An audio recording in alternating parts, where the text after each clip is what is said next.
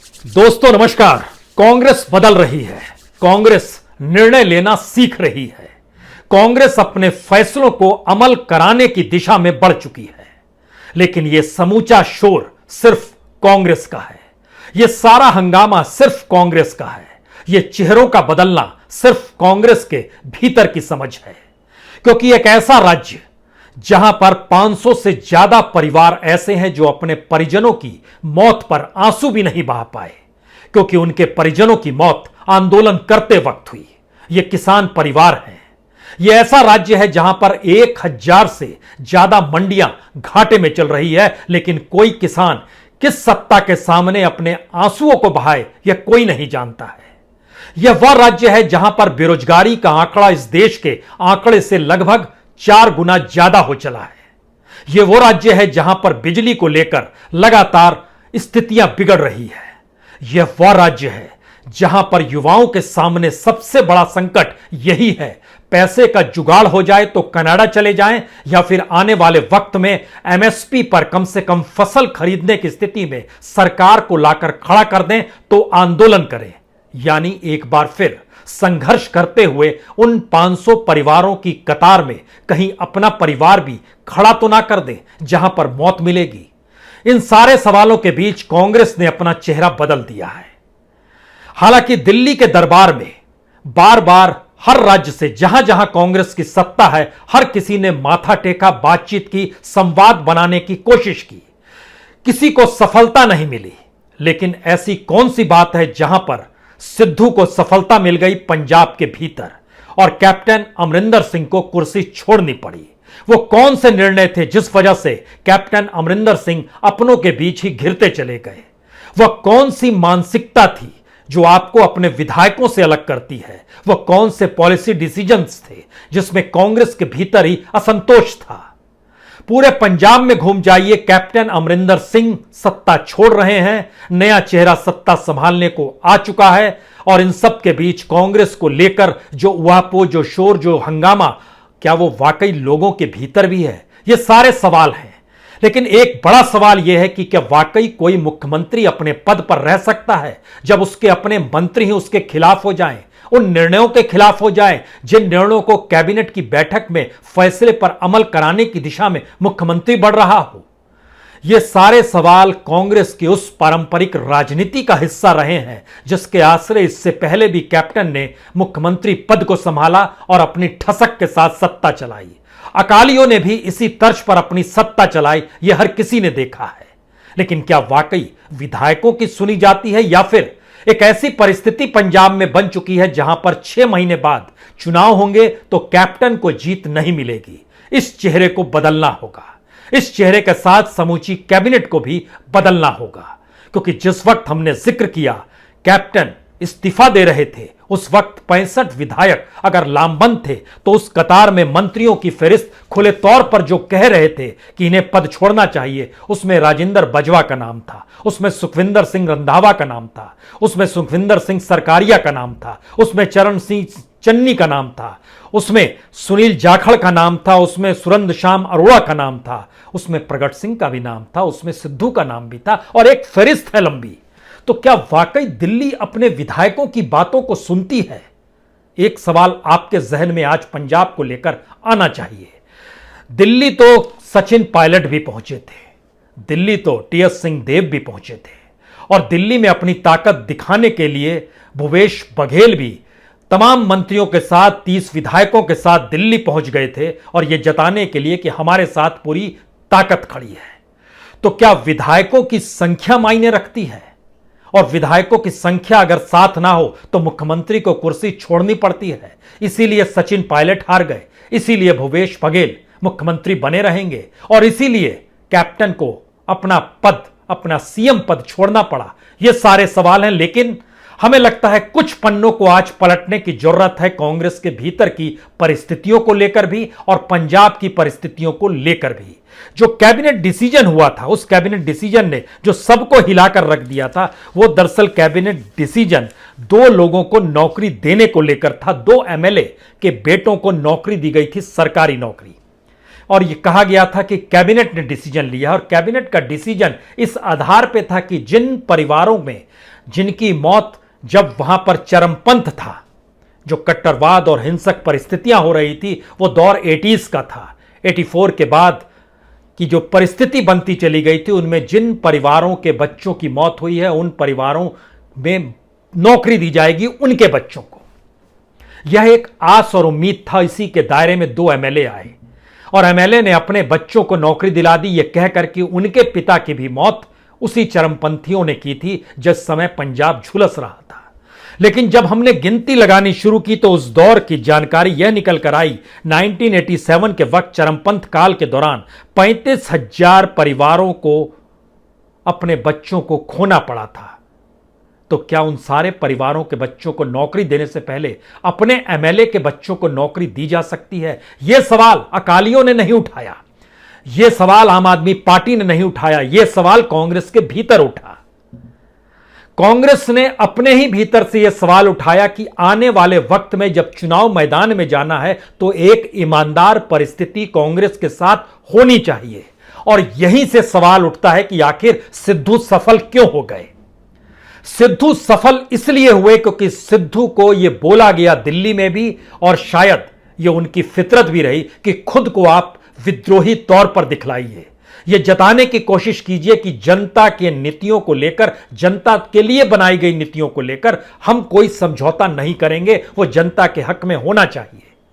इसीलिए सिद्धू को दिल्ली से हरी झंडी थी इस रूप में भी कि आप चाहें तो गांधी परिवार के खिलाफ भी बोल सकते हैं, लेकिन आपको जनता के हक में खड़ा होना होगा, क्योंकि कांग्रेस इसे समझ रही है और शायद यह देश भी समझ रहा है। इस देश में सियासत ने इस देश के नागरिकों का बंटाधार किया है, नागरिकों को कमजोर किया है, नागरिकों को गरीब बनाया है, उनको बेरोजगारी की परिस्थितियों में ढकेला है, उसको विकसित और विकासशील बनाने की स्थिति में कोई पॉलिसी किसी राज्य सरकार के पास नहीं है, केंद्र सरकार के पास भी नहीं है। तो ऐसे में वह लोग क्या वाकई कांग्रेस के भीतर से निकल सकते हैं? राहुल गांधी की यह कांग्रेस इसे टटोलना चाहती है, समझना चाहती है। इसीलिए सिद्धू ने जब कहा था अगर उनकी बात नहीं मानी जाएगी तो मैं ईंट से ईंट बजा दूंगा, तब भी कुछ कांग्रेसी इस सकते में थे क्या वाकई ये राहुल गांधी और प्रियंका गांधी को सिद्धू कह रहे हैं? यकीनन कह रहे थे, लेकिन जो छवि सिद्धू की बनानी थी वह धीरे धीरे पंजाब में बन रही थी। तो क्या कांग्रेस में जो अनुभवी और पुरानी परिस्थितियां थी अब वो बदलाव के रास्ते में है? क्या वाकई कांग्रेस उस जमीन को देख रही है जिस जमीन पर खड़े होकर जनता कहे कि आप हमारे सेवक हैं, आप हमारे लिए पॉलिसी बनाइए? और इसी के मातहत सिद्धू ने एक बिगुल बजाया, जो बिगुल अपने तौर पर सचिन पायलट नहीं बजा सके, जिस बिगुल का जिक्र स्नेह सिंह देव ना कर सके। यह गद्दी चाहते थे क्या? यह सवाल है। हो सकता है कांग्रेस के भीतर के सवाल हैं, क्योंकि हमने शुरू में ही कहा इस देश की लोगों को कोई मतलब नहीं है, चाहे वो गुजरात में पूरी सत्ता बदल दी गई हो, बीजेपी की सारे कैबिनेट मिनिस्टर्स बदल दिए गए हो, गुजरात की जनता को इससे कुछ लेना देना नहीं है। यह अपने आप में दरअसल एक नई सोच पैदा हो रही है, जिसमें जो सत्ता में है वो चाहता है कि वही विपक्ष में भी दिखाई दे। कांग्रेस भी अपने तौर पर अब चाहती है कि अगर उसकी सत्ता कहीं कमजोर हो रही है, वो चुनाव नहीं जीत पाएगी, तो खुद को ही विपक्ष की भूमिका में ले आइए और अपने ही विधायकों के जरिए अपने ही मुख्यमंत्री को लेकर सवालों की बौछार कर दीजिए। यह डेमोक्रेसी तो होनी चाहिए। और इस डेमोक्रेसी का एक चेहरा गुजरात में नए तरीके से नजर आया जब दिल्ली ने फैसला लिया पूरे गुजरात की कैबिनेट को बदल देंगे, सीएम को बदल देंगे। जैसे जनता को समझ ही नहीं आ रहा है कि जब 1 बरस के भीतर में चुनाव होने हैं तो इस सरकार ने अगर कुछ नहीं किया है तो इस सरकार को उखाड़ फेंकना ही होगा। यह किसी भी राज्य सरकार के हो सकता है, खिलाफ में जा सकती है चीजें, लेकिन क्या वाकई सत्ता में चेहरे बदलने से जनता मान जाएगी कि देखिए इन्होंने उस नेता को हटा दिया है जिस नेता ने जनता के हक में कुछ नहीं किया? क्योंकि पंजाब के भीतर समस्याओं का बवंडर है, लेकिन जब जिक्र जैसे ही होगा तो यह भी समझना होगा कि कैप्टन उस परिवार से आते हैं जो महाराजा का परिवार है, पटियाला के महाराजा का परिवार है। कैप्टन उस जगह से आते हैं जिनकी पढ़ाई दून स्कूल में हुई है, जहां से राजीव गांधी निकले थे। राजीव गांधी के साथ ही वो कांग्रेस में आए थे, 1980 में चुनाव जीते, लेकिन 1984 में जब ब्लू स्टार वहां ऑपरेशन चला, इंदिरा गांधी ने चलाया, तो कैप्टन ने कांग्रेस छोड़ दी, वो अकालियों के साथ चले गए। यह अलग मसला है कि फिर अकालियों में टूट हुई, उन्होंने एक अलग पार्टी बनाई, फिर उसका विलय कांग्रेस में हो गया और 3 बार वह प्रदेश अध्यक्ष रहे, दूसरी बार मुख्यमंत्री थे। इस बार 5 बरस पूरे नहीं कर पाए और 4.5 बरस के बाद उन्हें इस्तीफा देना पड़ा। लेकिन जब हम पन्नों के पलटने का जिक्र करते हैं तो इन पन्नों का मतलब सिर्फ इतना भर नहीं है कि दरअसल कांग्रेस अगर बदल रही है तो इस कांग्रेस की नई लकीर में G23 जो कांग्रेस खड़ी हुई, ध्यान दीजिए, ये बुजुर्ग लोग थे, ये अनुभवी लोग थे। लेकिन कांग्रेस जो राहुल गांधी को चाहिए वह विद्रोही तेवर के साथ चाहिए।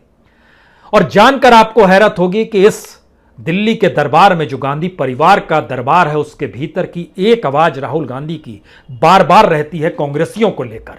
जो बहुत निकट हैं वो जानते होंगे, उनका कहना इस देश में प्रधानमंत्री नरेंद्र मोदी के खिलाफ कोई कुछ क्यों नहीं बोलता है, जो कांग्रेस के भीतर बड़े बड़े कांग्रेसी हैं। ये बोलने की ताकत सड़क पर आते ही क्यों खो देते हैं।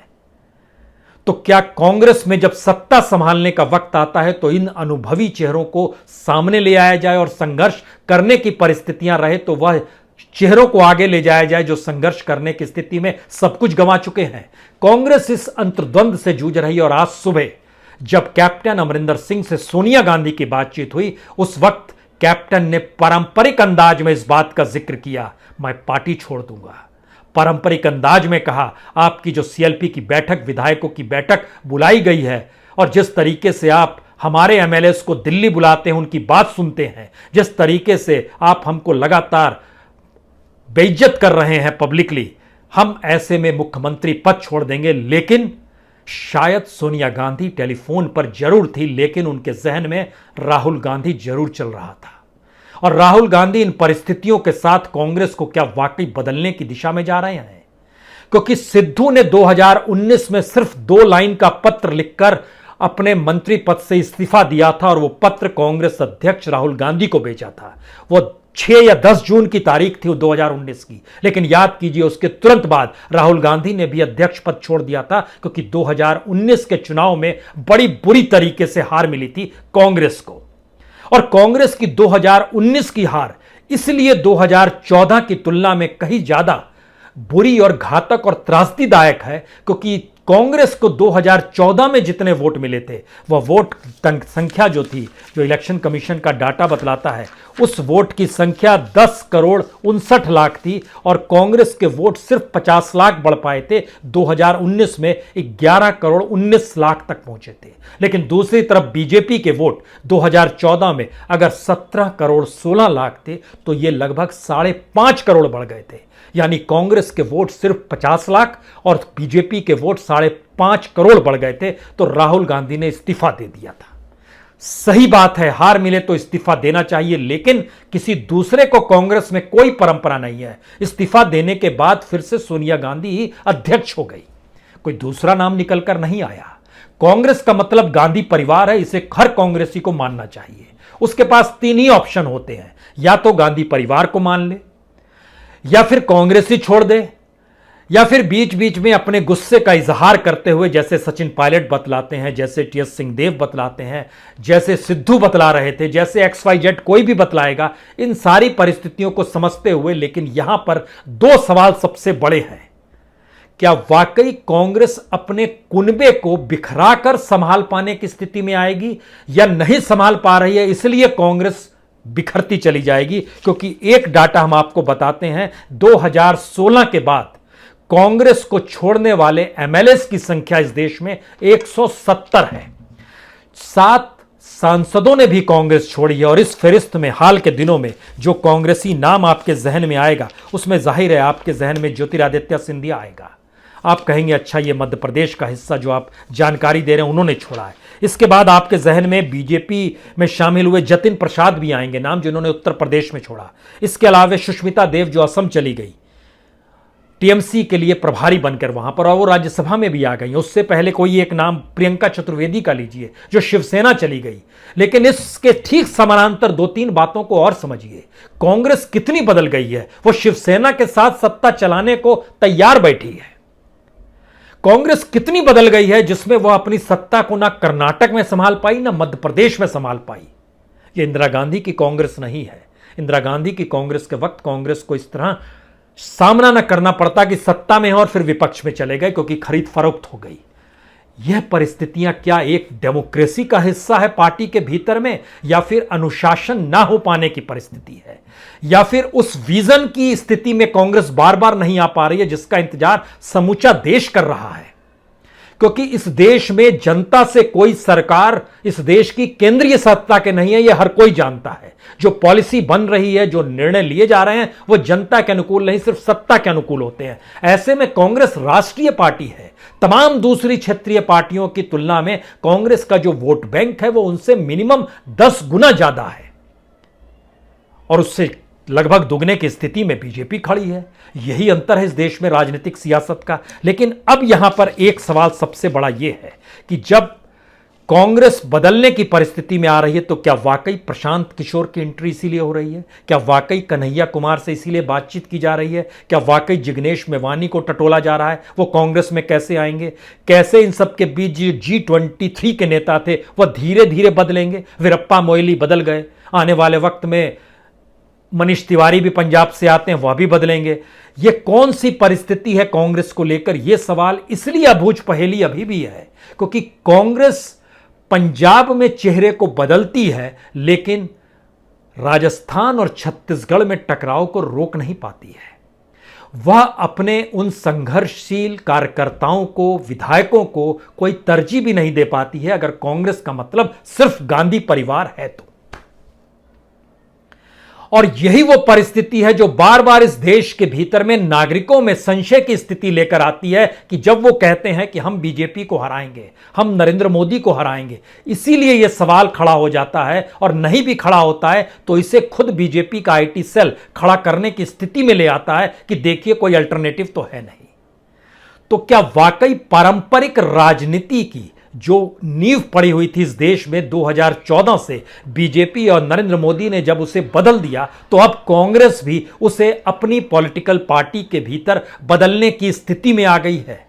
क्योंकि पंजाब के भीतर के जो सवाल हैं वो सवाल सत्ता और राजनीति से इतर एक समानांतर अवस्था में खड़े हुए हैं। वो किसानों का मुद्दा हो, युवाओं का मुद्दा हो, वह बेरोजगारी का मुद्दा हो, बंद होती इंडस्ट्रीज का मुद्दा हो।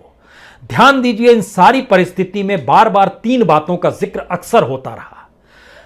यह समझना होगा कि अरुण जेटली के लिए सिद्धू ने सीट छोड़ी थी। अरुण जेटली को कैप्टन ने चुनाव में हराया था, तकरीबन 1 लाख वोट से हराया था। 2014 के लोकसभा चुनाव का जिक्र हम आपसे कर रहे हैं। उस वक्त सिद्धू बीजेपी में थे, कैप्टन यहां पर कैप्टन की भूमिका में थे 2014 में। और 2014 के बाद 2017 के चुनाव में जब 117 में से 77 सीटें कांग्रेस को मिलती है तो वो बड़ी जीत के तौर पर सामने उभरती है। और जो मैनिफेस्टो लेकर आती है उस पर जिक्र अब किया जा रहा है कि हमने मैनिफेस्टो का 90% से ज्यादा हिस्सा पूरा कर दिया। लेकिन पंजाब में जो स्थिति इस वक्त किसानों की है, वहां के मंडियों की है, वहां के बीच जो बिचौलिए काम करते हैं उनकी परिस्थिति है, जो बेरोजगारी की है, जो बंद होते उद्योगों की है, जो व्यापार की परिस्थितियां हैं, इनका जिक्र 2017 में नहीं था। मौजूदा वक्त में इन पॉलिसी निर्णयों को लेकर क्या वाकई इस 6 महीने में चीजें इंप्लीमेंट हो जाएंगी, या फिर चेहरा बदलकर यह बताने की कोशिश हो रही है कि अगर हमारी ही सत्ता काम जनता के लिए नहीं करेगी तो हम अपनी सत्ता को बदल देंगे और हम ही आपके साथ खड़े हैं। यह राजनीति का एक अनूठा मंत्र है जहां आप जनता के साथ खुद को खड़ा करने की दिशा में ले आते हैं, चाहे आप सत्ता में ही क्यों ना हो। और पंजाब इसी दिशा में धीरे धीरे बढ़ गया है। अब कुछ फैक्ट्स की बात इसलिए करने की जरूरत है क्योंकि राजस्थान में सचिन पायलट का संघर्ष, टीएस सिंहदेव का कहना कि 2.5 साल का फार्मूला था। इन सारी परिस्थितियों में हमको लगता है एक क्षण के लिए आपको छत्तीसगढ़ लिए चलते हैं। छत्तीसगढ़ में 90 सीटों में से कांग्रेस ने 68 सीटें जीती। जब वो विपक्ष में थी, यानी इससे पहले जब रमन सिंह की सरकार थी, उस समय इनके पास 39 सीट्स थी। लेकिन ध्यान दीजिए, कांग्रेस के वोट बैंक में इजाफा सिर्फ 2.71% का हुआ और बीजेपी के वोट बैंक में जो घटा वो लगभग 8% घट गया।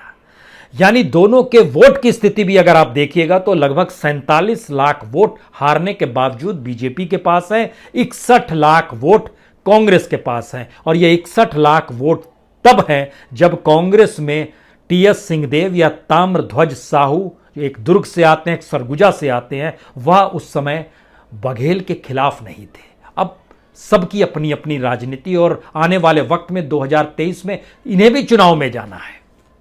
ये सारी परिस्थितियां क्या बतलाती हैं?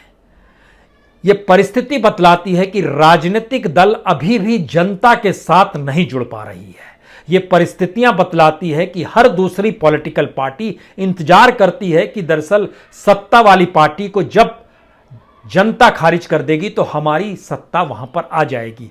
कांग्रेस इसी धारा से लगातार चलती आई, लेकिन पंजाब में जो परिवर्तन जिस तर्ज पर हुआ और जो खुली छूट सिद्धू को दी गई और सिद्धू के जो तेवर थे, क्या वो आने वाले वक्त में देश के अलग अलग राज्यों में प्रयोग होगा? गुजरात में हार्दिक पटेल जो खुले तौर पर बोलते रहे कि दिल्ली में सारे निर्णय होते हैं, हमारी बात कोई पूछता नहीं है, वो खुद को जनता के साथ जोड़ रहे हैं और वहां से जिग्नेश मेवानी को अब जोड़ने का जिक्र हो रहा है।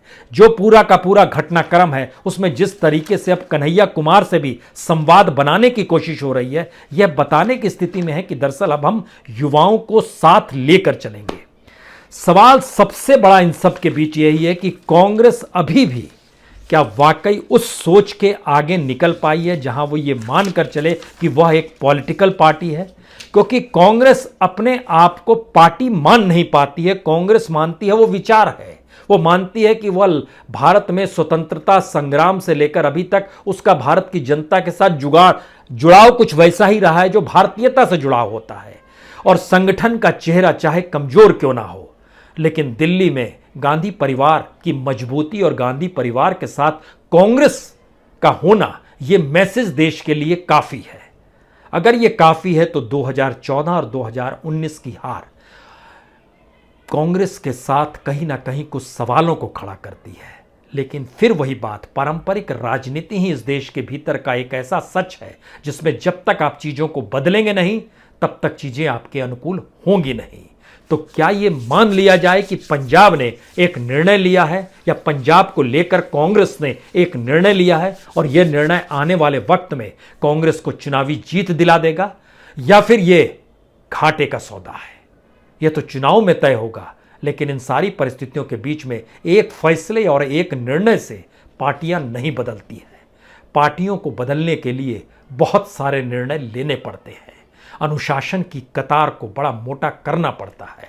सांगठनिक ढांचे के भीतर जमीनी कार्यकर्ताओं को पद देना पड़ता है। अनुभव अपनी जगह है, लेकिन संघर्ष भी अपनी जगह है और इन दोनों परिस्थितियों को एक साथ ले जाने की सोच हमेशा नहीं चलती है। कभी कभी एक सोच को खुले तौर पर बढ़ाना पड़ता है और फिलहाल इस देश की जरूरत अनुभव से ज्यादा संघर्ष की है। संघर्ष कीजिएगा, जीत मिलेगी। सत्ता पलट डालिएगा। पंजाब से निकला हुआ ये मैसेज है, लेकिन पंजाब की जनता शांत है, कोई शोर नहीं है, वो देख रही है, चेहरा बदल रहा है। इसके अलावे उसके जहन में कोई सवाल नहीं है, क्योंकि पूरा पंजाब संघर्ष में खोया हुआ है।